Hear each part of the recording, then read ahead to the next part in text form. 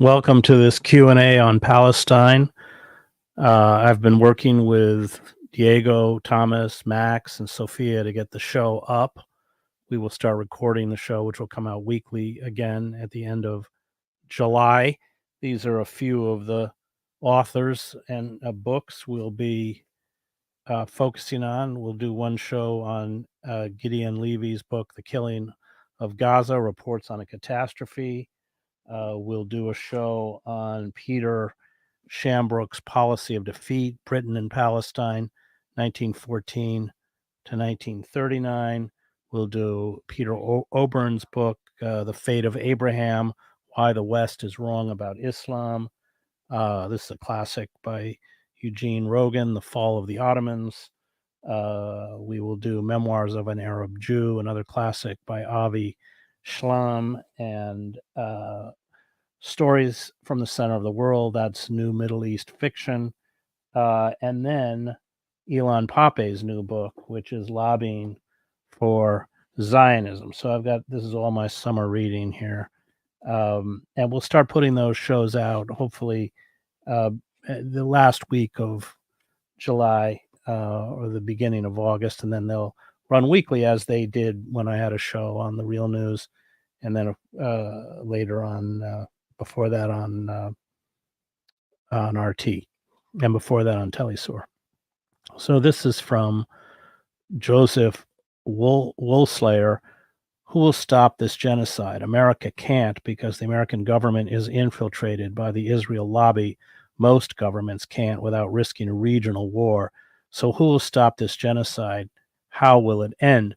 Well, that is the question, of course, because there doesn't seem to be a force that can make it end. I just came back from Cairo and was speaking with the former Minister of Information for Gamal Abdel Nasser, and he made a very prescient point. He said it's not that Israel is strong, it's that the Arab states are weak under Nasser, under the old non-aligned movement with Tito and Nehru.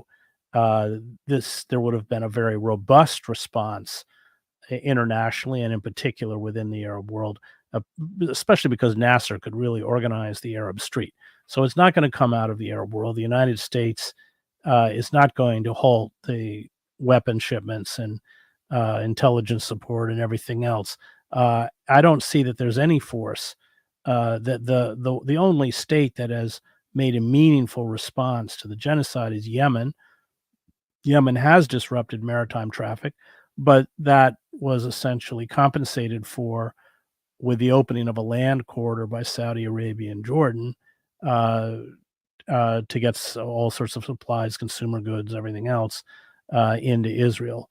I don't see any force out there. I mean, the question is whether the Israeli government, which has a very fractious, Netanyahu is a very fractious coalition, the question is, does that government collapse? But I don't see anything politically within Israel that would replace Netanyahu. It would be, a government might come into being, which is more palatable to the United States rhetorically. But I don't, at this point, see any forces within Israel that have any intention of stopping this second Nakba for the Palestinians. I mean, it's all, and Joe Sacco and I are planning to do a book, of course, on Gaza when this ends, but we don't know physically where we're going to be, where the Palestinians will be. Egypt has been quite, and in particular the Egyptian military has made it very clear to the president of Egypt, Sisi, that they are not going to come over the border from Rafah into the Sinai, into the Egyptian Sinai. So it's a question I think all of us are asking. How is it going to end? You know, we know what Israel's intent is. Will Israel's intent be achieved? I don't think Israel knows. I don't think at this point anyone can answer that question. This is from Miguel. Is the collapse of the U.S. empire a prerequisite for Israel to stop its genocide? Would Israel's economy have enough resources and time to build up a local arms industry in such a case? Well, yes, so that's, of course, a crucial point because I think it's 68% of munitions Israel's depleted their own stockpiles come from the United States. the collapse of the U.S. empire will have a significant, very dramatic effect on Israel, because the collapse of the U.S. empire means the collapse of the U.S. dollar. The day the dollar is no longer the world's reserve currency, and of course, seeing Russia and China work very hard to achieve that end, that will be catastrophic for the American empire, because we won't be able to fund it. People won't buy our debt. And it will be catastrophic for Israel. But when that's going to happen, I don't know. Would Israel's economy have enough resources? I can't answer that question, except that right now the Israeli military is completely interdependent on the U.S. arms industry, and without the U.S. arms industry, would not be able to continue to prosecute this genocide. This is from Bernadine. How many countries do you think will cease all recognition of Israel by stopping trade, diplomatic relations, etc.? And can that, if enough do that, lead Israel to ceasing to be? We can't even get the Arab states to recall their ambassadors. We can't even get the Arab states to embrace boycott, divestment, and sanctions. So at this point, I don't see that there's, and certainly within Europe, within the industrial North, there's active complicity by the UK, by Germany, and all these other countries. I mean, there have been some countries like Norway that have stood up and refused to ship arms to Israel, but there's no significant movement diplomatically to isolate Israel.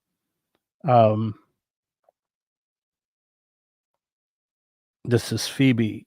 Do you think there might be ways we might kindle awareness? Oh, I just lost that one. Yeah. Do you think there might be ways we might kindle awareness of the mental health conditions that drive settler colonialism and genocide? People with unhealed trauma, which they're not conscious of, can sometimes do terrible things to others and to themselves based on lies they believe as a result of their unfaced trauma. So most of the settlers in the West Bank, from my experience, come from countries like the United States. There may be historical trauma in terms of the Holocaust, but I think that many writers on Israel, including Elon Papi and others, would cite the indoctrination of the Israeli state, and in particular the IDF, Israeli Defense Force, which starts basically in primary school.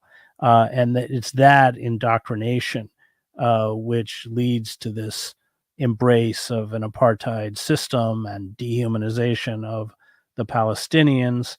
Not that historical trauma doesn't play a part, but indoctrination is key towards essentially building a society where the military is idolized, mythologized, and the Palestinians are reduced to kind of subhumans. Max Blumenthal's book, Goliath, I think, does a pretty good job of peeling back the layers of modern Israel and exploring all of those issues. Is the Hamas charter actually genocidal, as many Zionists often say? Yeah, the original document by Hamas calls for the eradication of the Jewish state. I think the question that many people would raise is whether it was a charter and whether it was superseded by later documents. I think it's important to remember that Hamas comes out of Gaza. It is, and 75% of the people in Gaza are refugees, or at this point, the descendant of refugees. So when Arafat signed the Oslo Peace Agreement, he essentially gave up the right of return, the right of refugees to return to their original homes inside historic Palestine. And that alienated most residents in Gaza from Fatah, from the PLO. And so what we saw was the rise of this militant movement, Hamas, which spoke for those who were dispossessed by the Zionist state and had been abandoned by the PLO and Fatah. So that issue of the right of return is key to understanding where Palestinians in Gaza are coming from, and key to understanding the popular support that Hamas has. How much popular support Hamas has at the moment, I don't know. I was speaking to Palestinian friends of mine in Egypt, and part of their frustration is that Hamas disarmed the Palestinians. It used to be that everybody had an AK-47 in their bedroom, and disarmed the population, and they're in the tunnels, and the rest of the Palestinians are largely defenseless and, of course, exposed to this genocidal assault. This is from Chinchilla. Discussing the issue of Israel immediately triggers hysterical reactions and accusations of anti-Semitism. How can we even discuss the topic? Well, the accusing somebody of being an anti-Semite or accusing them of being a racist is a way to shut down discussion, and that's its intent. So it's very difficult at this point for the Zionists and the Zionist lobby to defend what they're doing, and that's why they're making such an active effort to silence and attack critics. Within universities, over 200 students, 2,000 students have been arrested. You have all sorts of academics and others who have been pushed aside and marginalized and assaulted by the Zionist lobby. You now have I think Columbia University is going to institute a program where students have to take, all students have to take some kind of a course on quote unquote anti-Semitism, where of course any criticism of the Israeli state is equated with anti-Semitism. What are your thoughts on Norm Finkelstein's analogy comparing October 7th to the Nat Turner slave rebellion? Yeah, I think that's brilliant. I think that is exactly the right analogy, because when Nat Turner organized the slave rebellion, they killed every white person they saw. Remember, the people who burst through the security barrier in Gaza, many of them had never left Gaza. They had spent their entire life in a concentration camp. And the only Israelis or Jews that they had ever encountered were trying to kill them often, or certainly oppress them. So it doesn't, I've said it many times, to understand is not to condone. But I think that analogy is a good one. I think that's precisely what we saw was a slave revolt. This is from Adele. My question is about Palestinian Jews who lived in pre-1948 Palestine. Have they faced ostracism, considering that the conflict centers on land rather than religion? Have they all become Zionists? So the turn of the century, 1914 roughly, about 6% of the population of historic Palestine was Jewish, and most of those Jews lived in Jerusalem. And then we saw the influx of Zionist settlers in the interwar years, the 1930s, and then the huge influx of Zionist settlers, almost exclusively from Europe, after World War II. Many cases, of course, they were dispossessed by the Holocaust. Poland, which had a huge Jewish population, when Jews tried to return to Poland, their houses had been occupied by non-Jewish Poles. There was a book, Neighbors, which does a pretty good job of explaining the climate in the aftermath of World War II and how it was almost impossible for the few Jews who survived to return to where they had once lived. And so, no, the intent from the beginning among the Zionist settlers, and that's all within the historical record, whether that's Jabotinsky or Ben Gurion or anyone else, was to dispossess the Palestinians of their land. There were many tactics that they used. Sometimes they bought the land. Of course, in 1948, they used terror to displace uh, roughly 750,000 Palestinians from the land.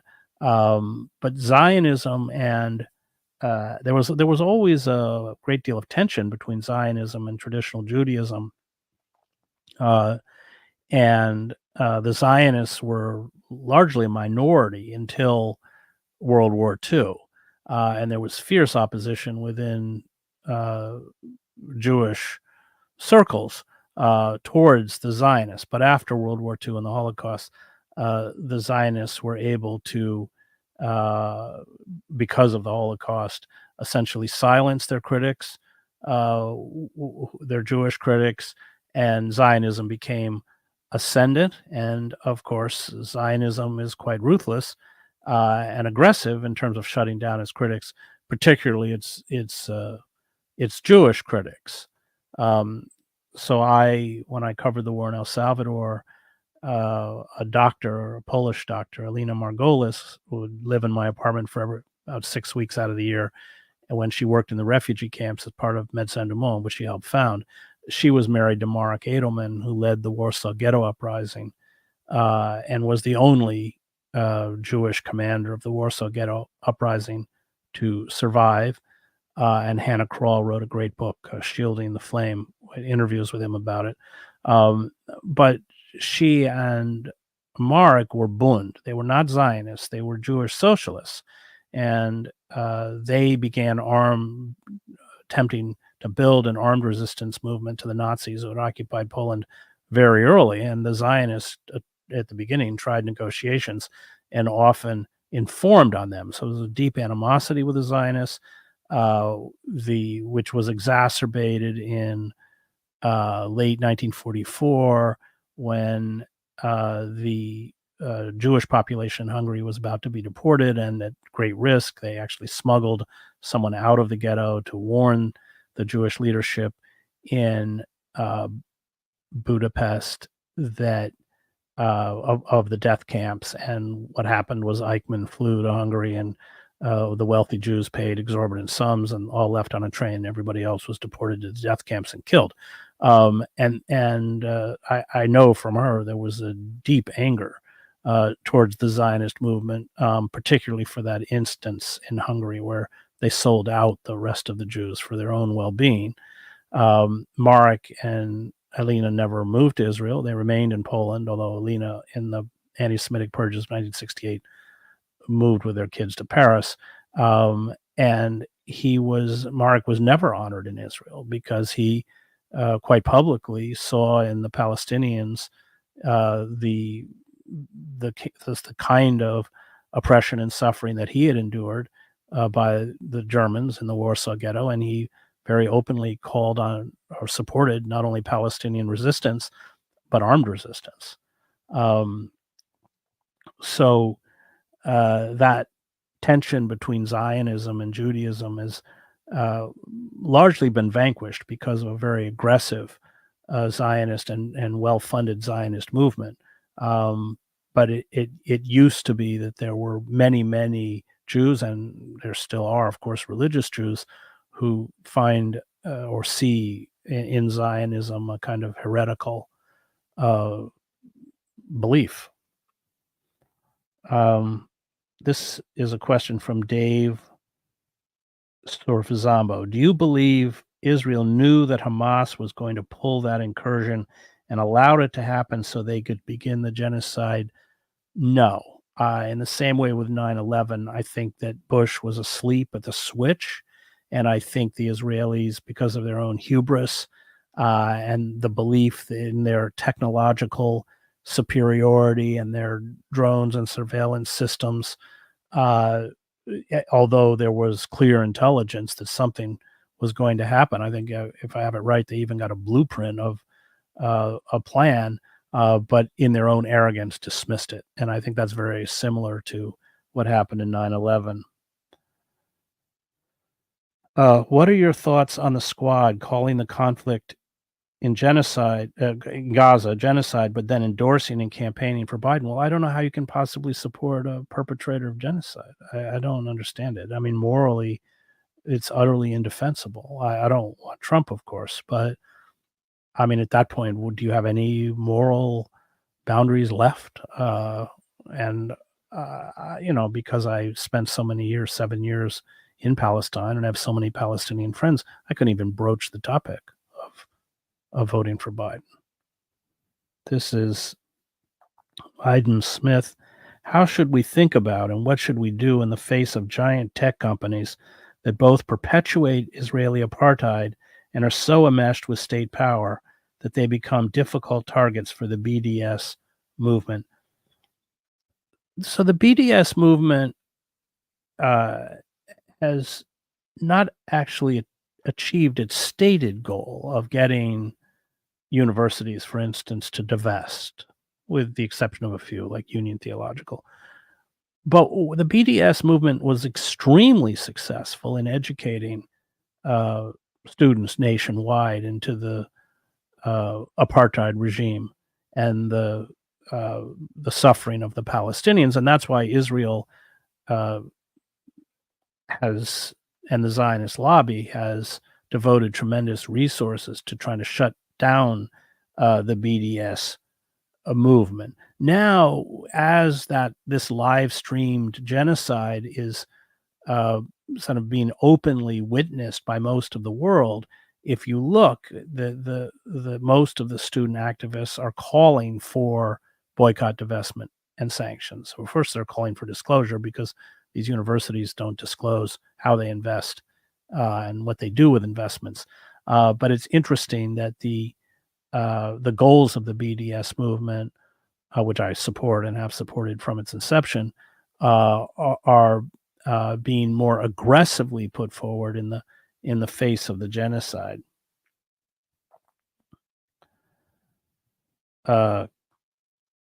So Isaiah, why would Biden risk his reelection for Israel? Well, that's a good question, because Netanyahu is no friend of Biden and is quite happy to sacrifice Biden for Trump, who's even more pliable than Biden.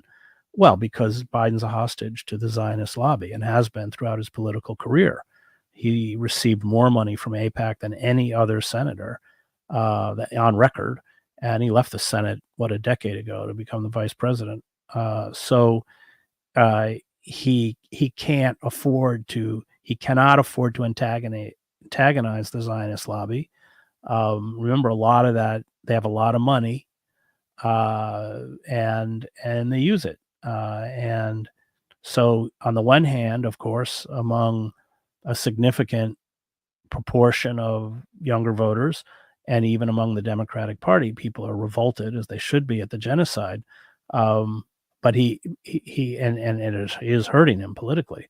But to sever himself from the Zionist lobby, from AIPAC, is suicidal, especially given our system of legalized bribery, where a presidential candidate has to raise $1 billion in order to run for office. But yeah, Netanyahu would be quite happy to see Biden. That's the irony of it. And of course, they've invited Netanyahu to speak before Congress, and I think they just canceled Netanyahu's visit to the White House. They can't. They work. These political figures work for the Zionist lobby, which Netanyahu fully understands. They don't. It's the lobby who controls them. They don't control the lobby. Chris, how do you think a group such as Jews that endured genocide in World War II came to commit a genocide of their own only 80 years later? Well, covering war, I saw repeatedly how yesterday's victims instantly become today's victimizers. So the example is the war in Kosovo. I spent all of my time reporting on the atrocities that were being committed by the Serbs against the Kosovo Albanians, and the day the Serbs withdrew, I spent all of my time reporting on the atrocities committed by Kosovo Albanians against ethnic Serbs. This is Primo Levi writes about this very well, that very thin line between the torturer and the tortured. And oftentimes people who have experienced, I think the earlier question raised a good point, trauma, or there's a kind of deep lust for vengeance and for carrying out the atrocities that were committed on you against those who perpetrated or carried out those atrocities. I mean, this has, I think, been part of the Palestine-Israel conflict. And I think it was, if there was a kind of sub theme that all of us who reported out of Gaza kept hitting, and year after year, was that you can't brutalize people like this. You can't gun them down as if they're animals and deny them their dignity and their independence, and not expect blowback, not expect what we saw on October 7th. And so, yes, empowered. I mean, look at the Russian troops, the Soviet troops, once they entered Germany, given the scorched earth policy and massacres that the Nazis had committed on Russian soil. How could you not expect the Soviets to respond in a very similar manner against a German population, even a civilian population? So it's a very natural human phenomena, and unfortunately, those who see in their own suffering the suffering of others often have to rise above their own national or ethnic identity in order to do it, because, of course, those who carried out that perpetrated the genocide, the Germans. I lived in Israel. I knew Israelis who survived the Holocaust who wouldn't even fly over Germany. And Norman Finkelstein speaks about this, and his mother, who was in a death camp, well, both his parents were, going to the trials. I believe it was in Hamburg, and seeing some of the torturers. That's just a kind of sad fact of human nature. This is Dulce Mulvihil. Do you think the GenX will be as influential for freeing Palestine as the young protesters in the 70s influenced the end of the Vietnam War? Yes, they're the only people who, in my mind, have a conscience in the United States and have been willing to risk their academic careers to stand up for what is right. I don't see any other group in the country doing it. A lot will depend on what happens in the fall. I was up speaking with some of the activists at Columbia University who were talking about calling for nationwide university strikes. So, yeah, that's where my hope lies. And I admire their courage and their willingness to stand up when the rest of the society is not. This is from Laura Kaminsky. I heard you talk about Biden and Trump, referring to Trump as a fascist, but not Biden. How is Biden's politely masked fascism less dangerous than crass fascism under Trump? It depends for whom. So if you're a Palestinian, it doesn't really matter whether it's Trump or Biden. If you're one of our nation's incarcerated, and we have 25% of the world's prison population, although we are less than 5% of the world's population, it doesn't make a difference whether it's Biden or Trump.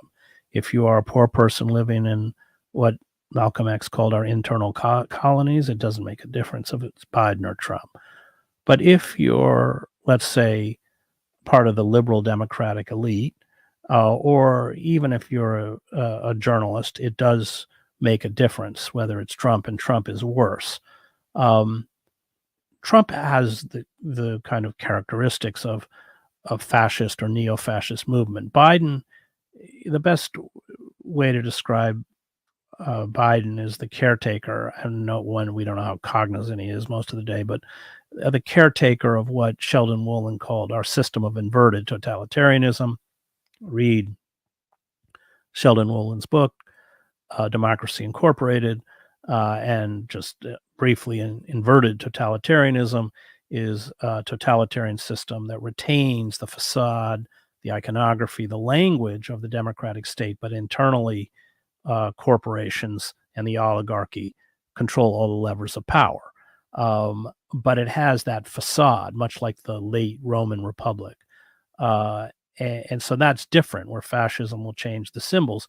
Trump, who doesn't have any real ideology of his own, but he will fill that ideological void with Christian fascism. and the iconography and language of Christian fascism. And that's the subject of my book, American Fascist, The Christian Right and the War in America. So there is a difference. And for segments of the population, particularly the liberal elite, Trump will be far, far worse, of course, than Biden. But for many segments of the disenfranchised American population, including the dispossessed working class, and Biden was instrumental in that dispossession, NAFTA, destruction of welfare, the massive increase of the Carso state, that was all Biden and Clinton. It won't make any difference. This is from DK. What advice can you share for those in employment situations where to speak out against Israeli war crimes gets you fired? How can the average Joe support Palestine? So I did a talk a couple years ago with Margaret Atwood in Toronto. And she said something I thought on this point that was really true and interesting. She said, look, Chris and I have a kind of independence that allow us to say things that many of you in your workplace can't say and keep your job. And we fully understand and respect that. And it's our ability to speak out is a kind of privilege, not a way of condemning those who can't speak out. Corporate structures are totalitarian structures, of course. They're hierarchical, very unforgiving of even the mildest expression of politics. And many people work within those systems. But there are things you can do. I mean, for instance, you can boycott Israeli products. Let's start with Starbucks, or corporations that are actively aiding and abetting McDonald's and others. I mean, so there are things in your personal life that you can do that are not insignificant, that can make a difference. But I do think we have to acknowledge that there are people who are constrained by their employment predicaments, and I do think we have to respect that constraint. It's extremely difficult economically, despite all of the kind of Potemkin economic indicators that tell us how much employment we have and how wonderful the economy is. It's all fixed and rigged, of course.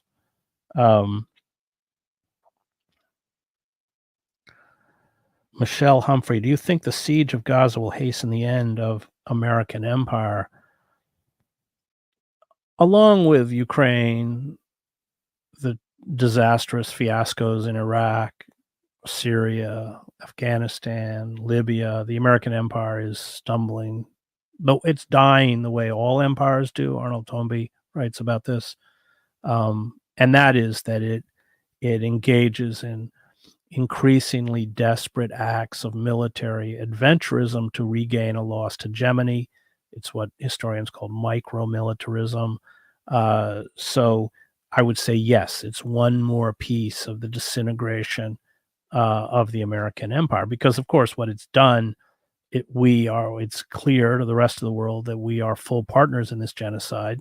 And just as Israel has become an international pariah, it has further cemented our status as an international pariah.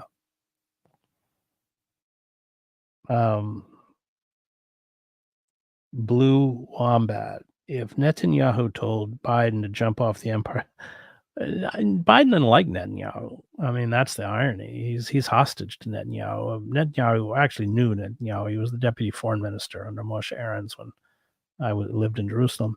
He's a really obnoxious, repellent figure. So no, Biden doesn't like him. I mean, but again, Netanyahu just kind of shoves it in his face. This is Blob Scott. When this is all over, how will society face its complicity? How will we be able to live among one another, those who protested versus those who ignored versus those who were pro this genocide? This is from Adam. Well, as soon as it's over, every society engages in historical amnesia. I saw that in every conflict I covered.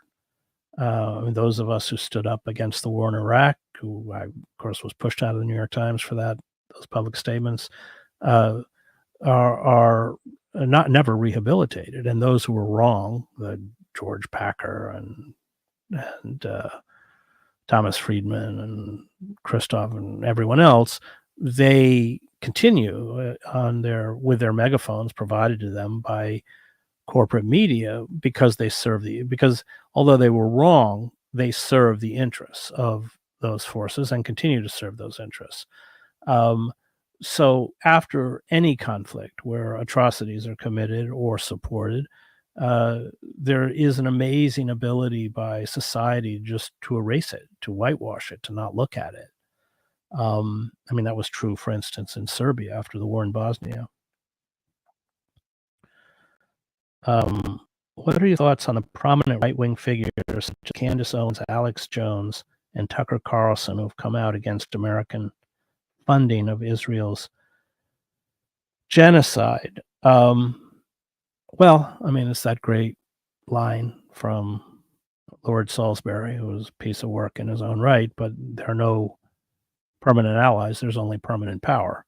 And this was, of course, the organizing tactic used by Saul Alinsky. He would make alliances with anyone on a particular issue. So I can make alliances of anti-militarism with people whose, on many other opinions, I very violently disagree. And I think that that's part of the infantilism of the left, is that it seeks ideological purity. And good organizing tactics don't seek ideological purity, they seek effectiveness. On that issue, I have done events with groups on particular issues that I don't agree with. For instance, I've joined members of the Christian right, who I describe as Christian fascists against pornography.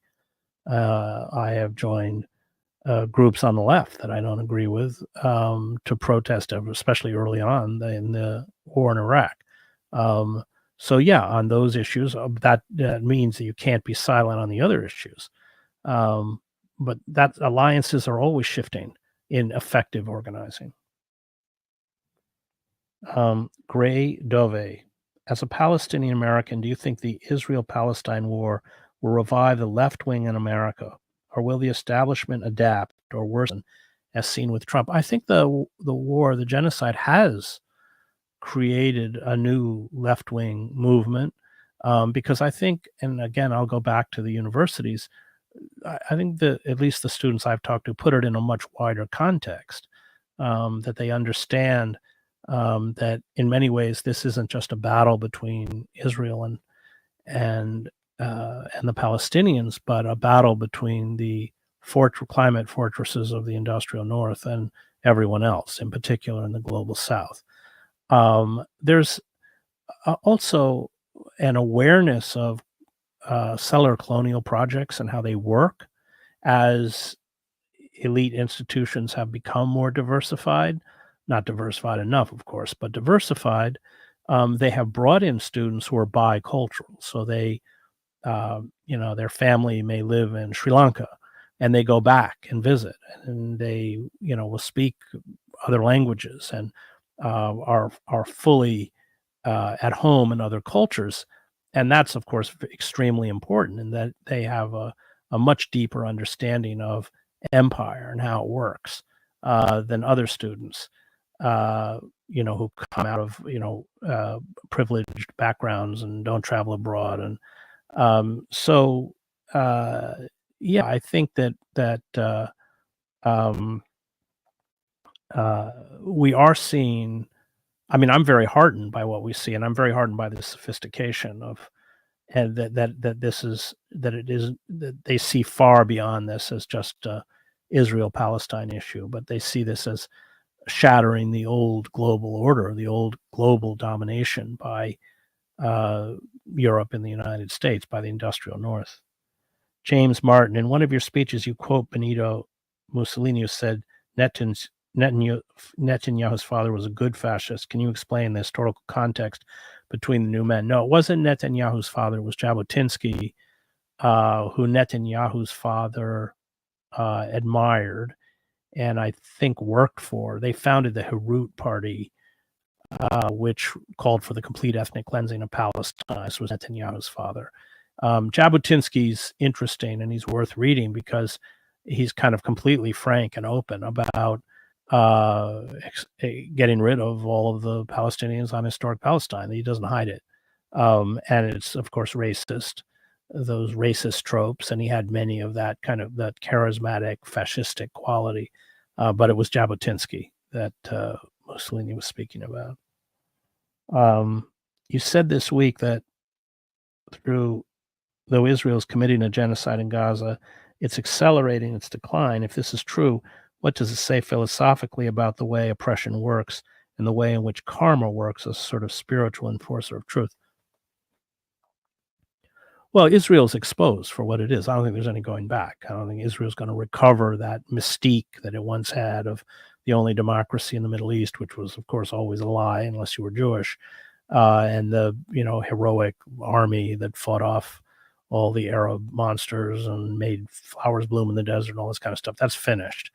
When you build up these forces, Yeshayahu Leibowitz, who Isaiah Berlin called the conscience of Israel, wrote quite presciently about this, but this was back in the 90s. He said, when you build up these kind of detention centers and police forces and occupying army, you poison your own democracy, you poison your own society, because all of those forces, tactics, and organizations migrate back to the homeland.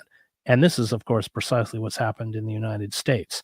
The techniques of control, wholesale surveillance, militarized police, drones, everything that are tested on the outer reaches of empire come back to the disintegrating homeland. It's what Thucydides noted in his great history of the Peloponnesian War, that the tyranny that Athens imposed on others, it finally imposed on itself. So that's what's happening in Israel. And of course, that's what's happening in the United States. Al Laurel, how will the conflict in Gaza read in history books 50 years from now? Well, we'll all be indignant and wring our hands and say never again. And it won't mean anything because we always stand up for moral causes after those causes are terminated or over. But to stand up for a moral issue, to make a moral stance in the moment is costly.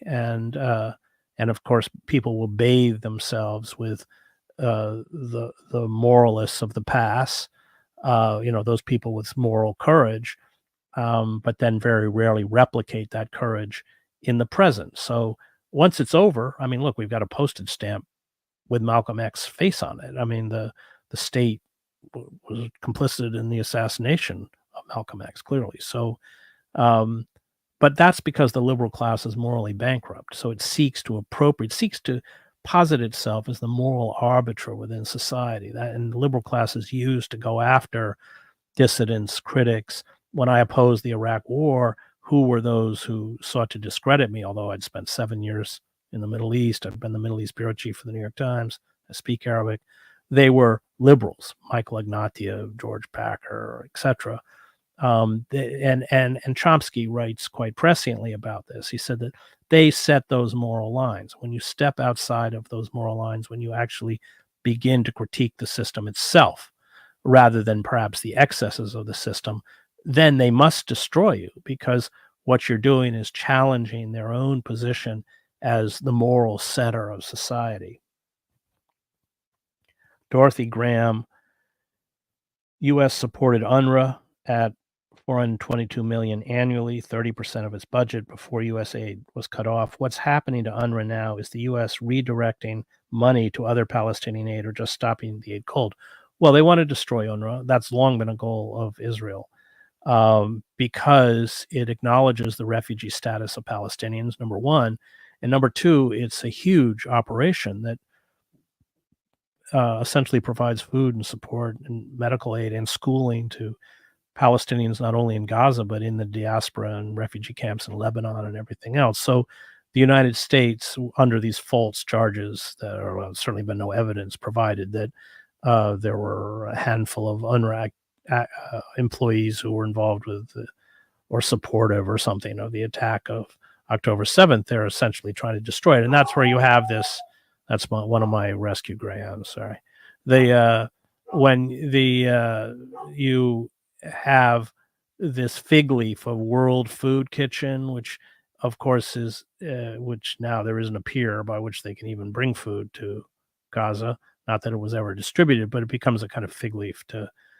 They don't intend to replicate uh, the organization of UNRWA. They can't. It's just part of. It's one more facet of the genocide. One which, of course, a fundamental facet of the genocide is famine, is starvation, coupled with the destruction of the facilities that provide clean water and medical and anything else. Enza Hamilton, why can't the UN use force to protect Palestinians in Gaza? Well, the UN can't use force to protect anyone anywhere unless they're authorized, and there's no authorization on the part of the UN to no one would authorize them to use it. The only people using force to try and protect the people in Gaza are the Yemenis. Are there any significant non-Zionist Jews in Israel? As a Palestinian, I really believe the solution is one state with equal rights, and therefore we need them. Not really. There aren't many anymore. Israel's really changed. The death of liberal Zionism, which, I mean, for the Palestinians, it didn't. Liberal Zionists were just as ruthless as religious Zionists, but Israel's changed. Its religious Zionist imprint. And remember, when I was in Israel, Meir Kahane, this right-wing religious Zionist rabbis, they blocked the liberal Zionists, banned the Koch party, and he was eventually assassinated. Now it's the triumph of liberal Zionism, which in some ways is more honest. But no, I think Israel has become the handful of voices, Gideon Levy, who I'll interview, and Amir Haas, they're really now outliers within Israel in terms of, no, there's no two-state solution. Israel's destroyed the capacity for a two-state solution. That's over. I mean, I don't see how we could possibly have a two-state solution after what's happened in Gaza and what's happening in the West Bank, the brutality that's happening in the West Bank. With regard to Jared Kushner's comments on Gaza's waterfront property being very valuable, how much of this genocide is a capitalist, imperialist ploy to gain resources from the Gaza Strip, and how much of it is plain hatred towards Palestinians? Well, it's probably both. Remember, there are gas fields off of Gaza. I mean, they always go hand in hand. Let's not forget the massive amounts of money the weapons industry, the American weapons industry, is making off of the genocide, along with the fiasco in Ukraine, which is, I mean, the weapons industry drives so much of foreign policy. It doesn't make any sense to do it, but profit. I mean, we know from the Afghan papers that were published by the Washington Post that years before we were humiliated and forced out of Afghanistan, the American planners knew the war was unwinnable, but there was a lot of money to be made, just as there's a lot of money to be made in Ukraine. There's a lot of money to be made in Gaza. And unfortunately, that drives policy, but that policy is often detrimental to the health of the empire itself. What purpose have the arts served historically to combat atrocities such as the genocide in Gaza? Well, the arts are key always in any revolutionary movement. When I covered the war in Salvador, the FMLN rebels would occupy a town, and one of the first things they do is bring in their theater group. So yeah, what is Emma Goldman said, poetry, art, music, it gives emotion to ideas. So yeah, the arts are important, and Palestinian artists have been at the forefront of this. Loki, the great British rapper, was a friend of mine. He tried to do a tour in the U.S. and he was denied a visa because filling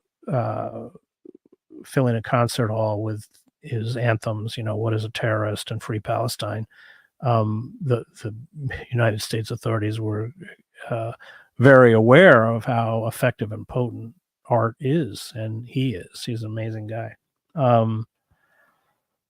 So we'll do one more question. How is it that Zionism has such a stranglehold on U.S. media, politics, and corporate power? Money, money, money. They control the political system through money. They are essentially able to use that money to buy up media, or in terms of advertising, to threaten a withdrawal of advertising that would harm the media. So that's it. I mean, we live in a unfortunately in a system where an oligarchic system where there is no check on uh, the rapacious uh, uh, desires of the billionaire class, and the Zionist lobby has very, very, very deep pockets, and they will punish you, whether you are running for office. I mean, of course, they will give you money if you spout the Zionist line.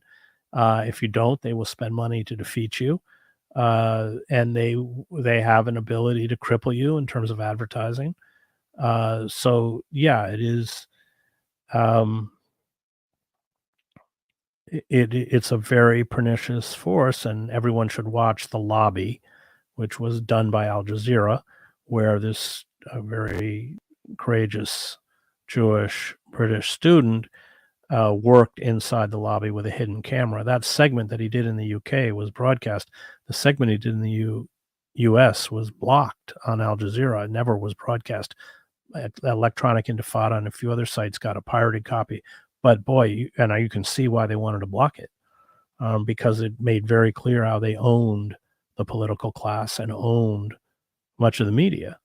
And there was just no disputing it because it was filmed and it was in their words. So thanks.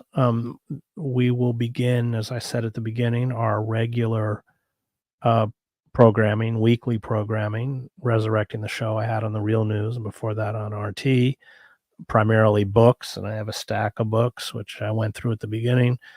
We've already contacted those authors. It's what takes the time for my show is the prep time, because I read the books. So we won't start filming until the end of July, because I need a month to get through all the material.